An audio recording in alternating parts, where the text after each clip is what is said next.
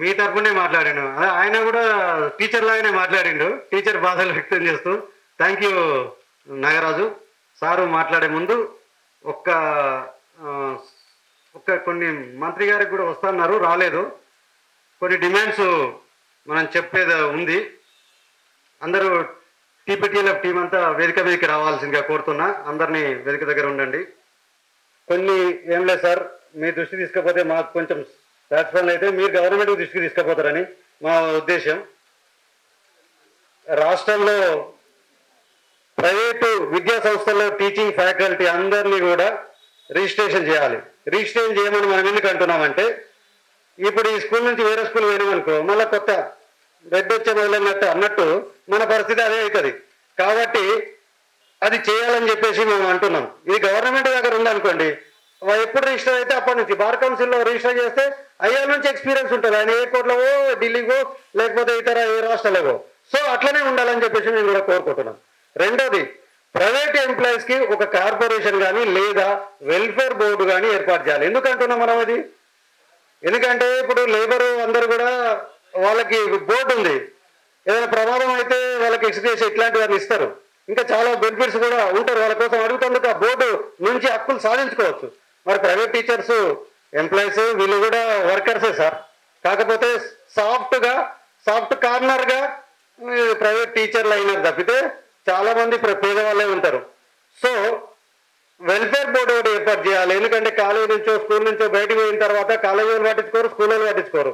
ఎవరు పట్టించుకోవాలంటే విద్యారంగానికి సేవ చేస్తున్నారు కాబట్టి ప్రభుత్వమే పట్టించుకోవాలి, గవర్నమెంట్ ప్రభుత్వం. అందుకోసమని వెల్ఫేర్ బోర్డు ఉంటే అట్లాంటివి చేయొచ్చు. ఎక్స్గ్రేషియా ఇస్తుంది, ఎక్స్గ్రేషియా లాంటివి ఇవ్వాలని చెప్పేసి కూడా మేము అంటున్నాం, అడుగుతూ ఉన్నాం మిమ్మల్ని.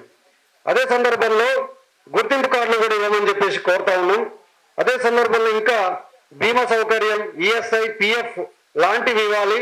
గవర్నమెంట్ ఒక కంపల్సరీ ఇవ్వాలి ప్రైవేట్ స్కూళ్ళకు కూడా అని చెప్పేసి. ఎట్లయితే ప్రైవేట్ కంపెనీలకు అన్ని ప్రైవేట్ కంపెనీలే కదా, వాళ్ళందరికీ అన్ని ఇస్తున్నారు కదా, మరి ప్రైవేట్ స్కూళ్ళల్లో ప్రైవేట్ కాలేజీలు ఎందుకు ఇయ్యరు? వీళ్ళకి స్పెషల్ అది దేశంలో లేరా, అది రాష్ట్రంలో లేరా? కాబట్టి వాళ్ళు కూడా ఇవ్వాలని చెప్పేసి మ్యాండేటరీ చేసి విద్యాశాఖ ద్వారా అవి పంపేలాగా చూడాలని చెప్పేసి మేము కోరుతున్నాం సార్. అదే సందర్భంలో ఎక్స్గ్రేషియా ప్రమాదం జరిగితే ఇవ్వాలి. అదే పథకాలు కొన్ని ఉంటాయి, ఇందిరమ్మ ఇల్లు లాంటివి లేకపోతే డబుల్ బెడ్రూమ్ లాంటివి. ఇలా కూర్చుంటోళ్ళు ఎవరు సార్? 40 లక్షలు 50 లక్షలు పెట్టి కొనేటోళ్ళు ఎవరు లేరు సార్. ఇక్కడ ఉంటే అందరూ కూడా మాంక్యం మామంటి 20,000 మా అంటే పెద్ద పెద్ద స్కూళ్ళల్లో 1 లక్ష రూపాయలు వస్తుంది వాళ్ళకి. కానీ వాళ్ళు కూడా ఇప్పుడున్న పరిస్థితుల్లో హైదరాబాద్లో ఒక డబుల్ బెడ్రూమ్ ఇల్లు వెళ్ళలేని పరిస్థితే ఉంది. ఎవరైనా కొనాలంటే మళ్ళీ కోట్లు రావాలంటే మళ్ళీ రియల్ ఎస్టేట్ వ్యాపారం ఇంకేదో చేయాలి. అట్లాంటి మాత్రమే కొనగలుగుతారు. కాబట్టి ఇళ్ళకు కూడా పథకాల్లో అవకాశం ఇవ్వాలి, ప్రాధాన్యత ఇవ్వాలని చెప్పేసి మనం అడుగుతున్నాం. జీతాల వ్యవస్థని అందరికి ఇచ్చినట్టుగానే మనం మినిమైజ్ చేయాలి. కంపల్సరీ మినిమం 20,000 25,000 చేయొచ్చు కదా. ఏమవుతుంది? సర్వీస్ చేస్తున్నాం. చిన్న స్కూళ్ళలోనే మనం ఏమంటలేం, పాపం వాళ్ళ బాధ వాళ్ళ కష్టాలు వాళ్ళకి అర్థం ఉన్నాయి, వాళ్ళని ఏమంటలేం. వాళ్ళని అడుక్కుంటాం మనం, మాకు ఎక్కువ సార్ అని చెప్పేసి. ఇచ్చేటోళ్ళు ఉంటారు కదా.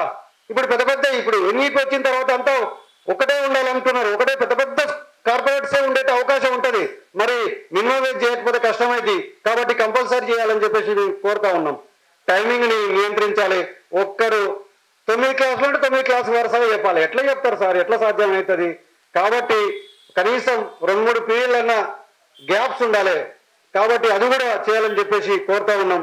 మధ్యలో తీయకుండా, స్కూళ్ళల్లో మధ్యలో కాలేజీల్లో మధ్యలో తీయకుండా వీళ్ళకి రక్షణ ఏర్పాట్లు కూడా ప్రభుత్వం నుంచి ఆర్డర్స్ పాస్ చేయాలని చెప్పేసి కోరుతా ఉన్నాం. అట్లాగే వాళ్ళకి చేర్పించుకోవడానికి ప్రైవేట్ స్కూళ్ళల్లో ప్రైవేట్ కాలేజీల్లో ఇక టీచర్లు అనేటోళ్ళని సమ్మర్లో ఎప్పుడు పడితే ఏమంటారు వాళ్ళందరినీ స్టూడెంట్స్ని తీసుకొస్తే అన్నట్టుగానే మీరు ఉండాలన్నట్టుగా ఉంటుంది. ఇప్పుడు హైదరాబాద్లో కొంచెం తక్కువ, జిల్లాల్లో ఇంకెక్కువ ఉంది. కాబట్టి అట్లాంటిది కూడా కొంచెం మినహాయింపులు ఇచ్చేటట్టుగా చూడాలని చెప్పేసి ప్రైవేట్ గవర్నమెంట్కి ఇచ్చే సెలవులన్నిటి కూడా ప్రైవేటు టీచర్ల లెక్చరర్స్ అందరికి కూడా ఇవ్వాలని చెప్పేసి మేము కోరుతా ఉన్నాం. ఇవి మా విన్నపాలు సార్. మంత్రి గారికి చెప్తున్నాం, ముఖ్యమంత్రికి కూడా చెప్తున్నాం. మీరు వాళ్ళు రాలేదు కాబట్టి మీరు మాకు ఒక వంతెనలాగా వారధిలాగా తీసుకుపోతారని చెప్పేసి కోరుకుంటూ సార్కి ఒక మెమోరాండం ఇస్తాం. టీం అంతా రావాల్సిందిగా కోరుతున్నాం. టీపీటీఎల్ఎఫ్ టీం అంతా రావాలి.